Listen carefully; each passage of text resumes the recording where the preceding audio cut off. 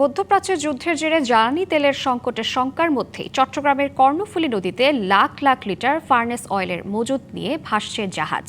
কৃত্রিম সংকট সৃষ্টি করতে নদীকে ভাসমান গুদাম হিসেবে ব্যবহারের অভিযোগ উঠেছে কিছু জাহাজ মালিকের বিরুদ্ধে। তদারকি না করলে নৌপথে জ্বালানি সংকট আরও বাড়তে পারে এমন শঙ্কা সংশ্লিষ্টদের।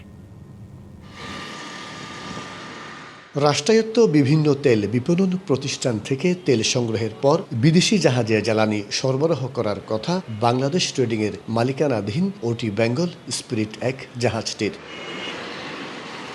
500 টনের বেশি ফার্নেস অয়েল নিয়ে গত কয়েকদিন ধরে জাহাজটি নোঙর করে আছে কর্ণফুলী নদীতে।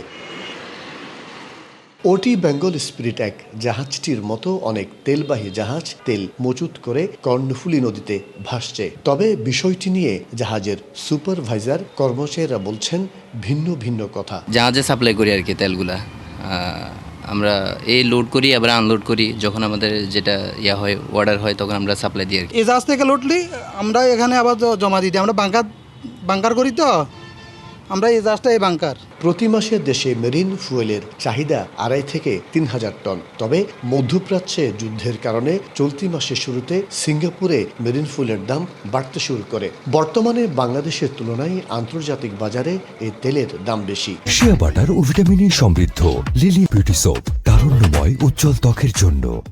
বিপিসির বিপণন প্রতিষ্ঠানগুলো ছাড়াও সীতাকুণ্ডের জাহাজ ভাঙ্গা শিল্প থেকে বিশেষায়িত এই জ্বালানি সংগ্রহ করে বিক্রি করে অনেকে। এমন পরিস্থিতিতে চোরাই মার্কেটে তেলের দাম বেড়ে যাওয়ায় এখন স্থানীয় বাজারে ঝুঁকছে ডিলাররা। অনেক বছর ধরে এটা চলে আসছে, এটা এই অবৈধ কাজ থেকে সবাই এখন অনেকটা বৈধ মনে করে এই কাজটা করে।